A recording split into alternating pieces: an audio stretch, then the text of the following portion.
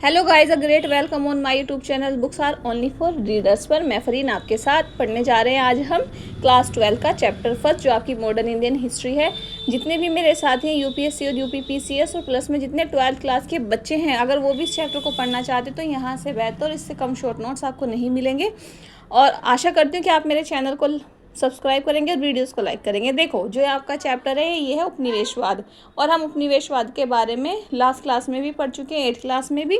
आप देखो यहाँ पर उपनिवेशवाद का मीनिंग क्या होता है। उपनिवेशवाद एक ऐसी प्रक्रिया, एक ऐसी व्यवस्था है जहाँ पर एक देश दूसरे देश को दबाता है और उसके जितने भी आर्थिक, राजनीतिक, धार्मिक जो क्षेत्र हैं उन पर अपना प्रभुत्व स्थापित करने लगता है। वहाँ पर सारी अपनी रणनीति और अपनी नीतियों को लागू कर देता है। ये जो आपका 12th क्लास का चैप्टर है उपनिवेशवाद, इसमें हम जानेंगे कि जो ये उपनिवेशवादी प्रक्रिया थी इसका देहांतों पर क्या फ़र्क पड़ा। देहांत मतलब विलेज में अंग्रेज़ों ने अपना शासन स्थापित करने के लिए कौन कौन सी नीति अपनाई थी, किस तरह से उन्होंने भारतीय देश के साथ जितने उसके गांव थे उनके ऊपर कैसा दबाव बनाया और वहाँ पर कैसे शासन किया। तो हम इसमें 4 चीज़ें पढ़ेंगे।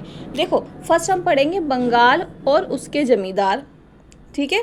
उसके बाद हम पढ़ेंगे इसी पॉइंट में, तो यहाँ पर हम पढ़ेंगे बर्दवान की नीलामी, ठीक। फिर हम इसी पॉइंट में पढ़ेंगे राजस्व की समस्या, ठीक। फिर इसी पॉइंट में हम पढ़ेंगे राजस्व अदा में जो चूक हो जाती थी वो क्या थी, सूर्यास्त का नियम, जो हम यहाँ पर देखेंगे। धनी कृषक जोतदार का उदय यहाँ पर हुआ, जिसे हम जोतदार कहते हैं। उनके और ज़मींदारों के मध्य जो विवाद था वो हम देखेंगे। ज़मींदारों का प्रतिरोध कैसा था, और 5वीं रिपोर्ट ये हम पढ़ेंगे इसमें, ठीक है। इस चैप्टर का बताने कि बेटा हमें क्या पढ़ना है। बंगाल उसके जमींदार, कुदाल और हल, देहांत में विद्रोह, बम्बई और दक्कन दंगा आयोग, ये पढ़ेंगे। हमने देख लिया कि इसमें हमें ये पढ़ना है।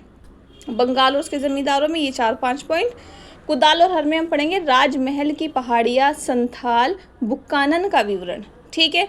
फिर इसके बाद अगर हम आ जाते हैं देहांत में विद्रोह, मुंबई और दक्कन, तो देखो लेखा प्रणालियों को यहाँ पर जला दिया गया था। नई राजस्व व्यवस्था शुरू की गई थी। राजस्व की मांग यहाँ पर हुई थी। किसान कर्ज और ये कपास में तेजी आई थी। ऋण का स्रोत, दुष्चक्र और अन्य अनुभव, यहाँ पर हम पढ़ेंगे दक्का दंगा रिपोर्ट आयोग, इसको पढ़ेंगे। तो देखो, सबसे पहले हम पढ़ते हैं बंगाल और ज़मींदार, ठीक है।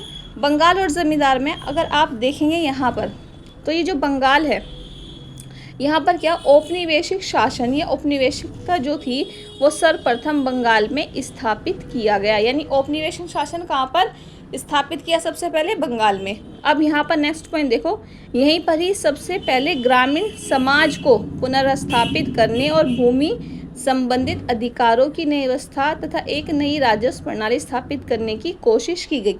तो सबसे पहले आप ये देखो कि यहाँ पर ही सबसे पहले कंपनी का शासन स्थापित किया गया और एक ग्रामीण समाज को पुनर्स्थापित किया गया ताकि वहाँ पर एक नई राजस्व व्यवस्था स्थापित की जाए। आपका क्वेश्चन यहाँ पर बनता है कि कंपनी शासन के प्रारंभिक वर्षों में बंगाल में क्या हुआ था, ठीक है। ये हमारा क्वेश्चन मेंस के लिए भी, और आप जो बच्चे 12th क्लास में हैं वो भी इस क्वेश्चन को अटैम्प्ट करेंगे, ठीक है। चलिए आगे चलते हैं। देखिए, बंगाल और वहाँ के ज़मींदार, हम यहाँ पे देखते हैं वहाँ क्या हुआ था कि एक सार्वजनिक नीलामी हुई थी। क्या हुई थी? सार्वजनिक नीलामी। कब हुई थी? 1979 में। जो बर्दवान के राजा थे उनकी संपत्तियों को नीलाम कर दिया गया था, ठीक है। तो उसमें क्या क्यों बेकी थी कि ये ना राजस्व अदा नहीं कर पाए। तो बर्दवान के राजा क्या थे? जमींदार थे। क्या थे? जमींदार थे। तो राजस्व अदा न होने के परिणाम स्वरूप बर्दवान की नीलामी की गई। ये राजस्व क्यों नहीं अदा होता था? तो इसके पीछे एक जो कारण है वो आपका है इस्तिमरारी व्यवस्था। अब देखो, इस्तिमरारी व्यवस्था क्या थी कि 1993 में लॉर्ड कॉर्नवालिस द्वारा लाई गई थी। इसमें क्या था, जो जमींदार है उसको ये कार्य सौंपा गया कि वह राजस्व संग्रह बनाया जाए, नहीं वो राजस्व कलेक्ट करेगा, ठीक है। और राजस्व की दरें सभी पर एक समान लागू की गई। ये किसने करा था? ये ब्रिटिश सरकार ने करा था, ब्रिटिश गवर्नमेंट ने करा था। देखिए, अगर आप मेरे चैनल पर यहाँ तक आ गए तो प्लीज़ चैनल को सब्सक्राइब कीजिएगा। अभी छोटा चैनल है, मेरी शुरुआत है, लेकिन मैं आपको कंटेंट बहुत अच्छा दे रही हूँ, आपको पढ़ा बहुत अच्छा रही हूँ जो आपको समझ में आएगा। ये ठीक है, अब देखो यहाँ पर देखते हैं राजस्व की समस्या, हम सेकंड पॉइंट देखते हैं।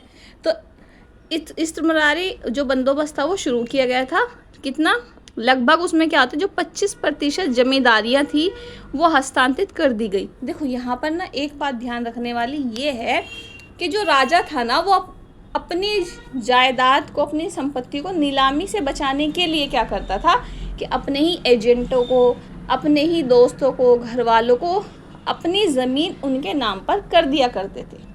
ठीक है, उनके नाम पर ज़मीन कर दी तो 75% जमींदारी उनको दे दिया करते थे। इसके पीछे क्या कारण था? देखो, अब उन्हें हस्तांतरण कर दिया गया, लेकिन क्या कुछ ऐसे भी कारण रहे? ठीक है, देखते हैं। देखिए दूसरा, आप देखो यहाँ पर राजस्व की जो समस्या थी वो ज़मींदारों पर क्यों बनी रहती थी?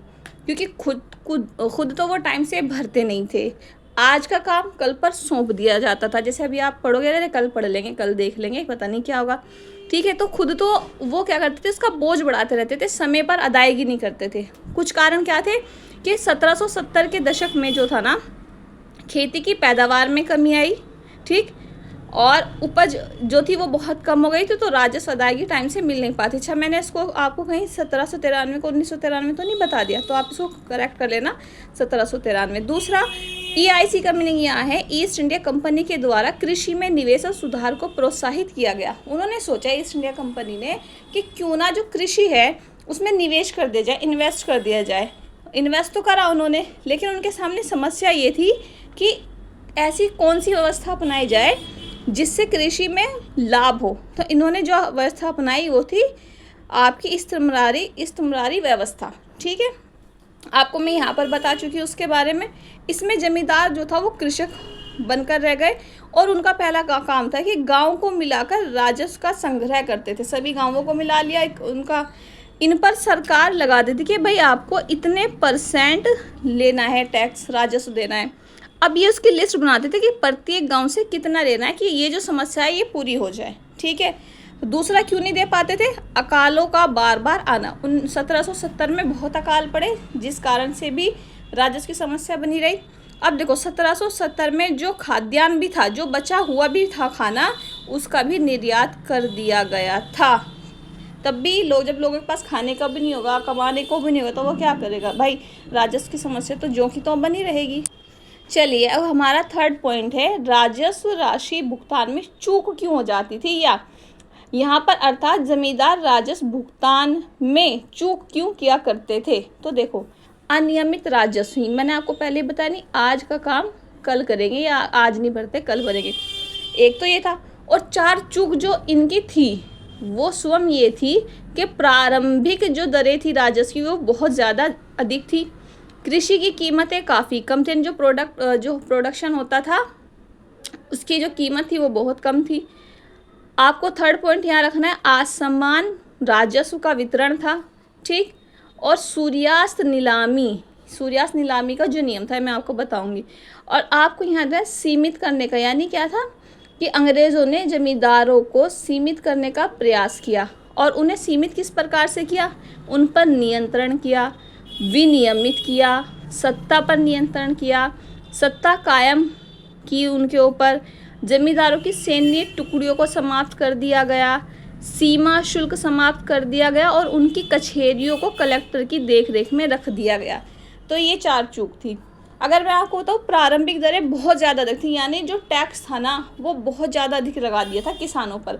और किसानों पर तो उसको वसूलना किसे था? ज़मींदारों को। तो कहीं ना कहीं कंपनी ने सोचा कि अभी से ही क्यों ना ऊंची दरें रखी जाए, ताकि भविष्य में इन्हें इसकी आदत हो जाएगी और कंपनी को लाभ होगा।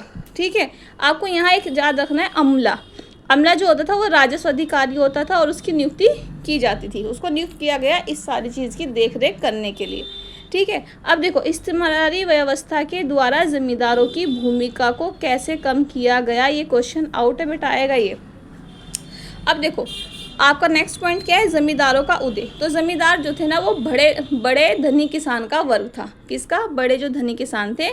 इसके 2 पहलू हैं जमींदारों का उदय का। एक तो जो जमींदार थे, जोतदारों का उदय बेटा, ये जो जमींदार थे वो कमज़ोर हो रहे थे और जोतदारों का उदय हो रहा था। और ये जोतदार क्या करते थे? ये समाज के जितने भी तबके थे उन पर अपना नियंत्रण स्थापित करने पर लगे हुए थे।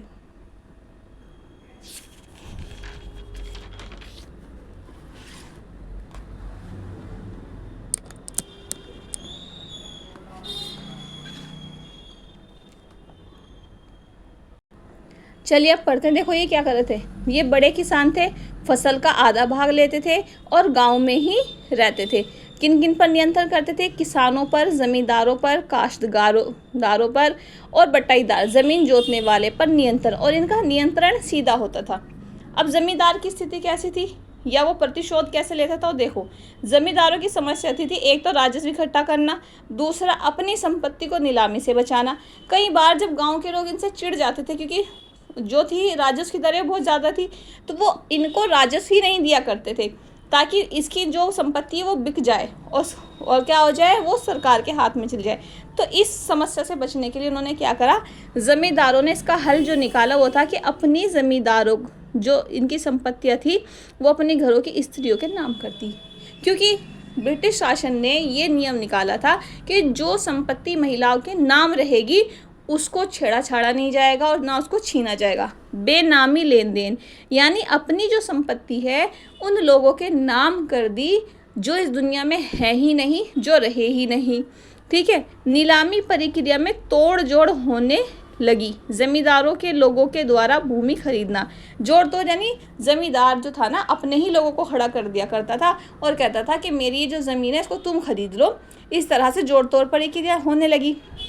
अब देखो जोतदार में और ज़मींदार में आपका फ़र्क देखो। प्रत्यक्ष नियंत्रण स्थापित करते थे, गांव में रहते थे, ये शहर में रह लो या गांव से बाहर रहते थे, तो इनका प्रत्यक्ष नियंत्रण नहीं था।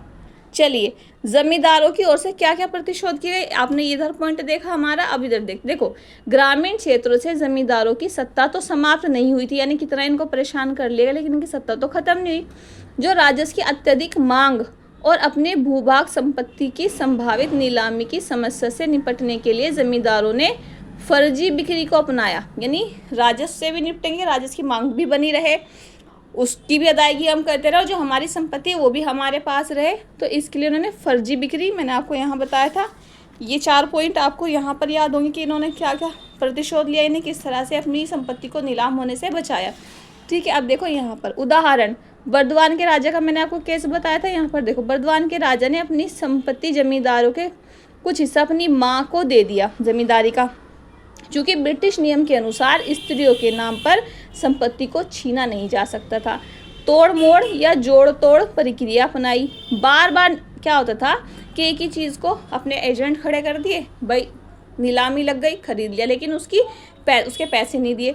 नेक्स्ट टाइम फिर क्या हुआ, फिर नीलामी लगी, फिर से उसके लोगों ने खरीद लिया और फिर अदा नहीं करी रकम।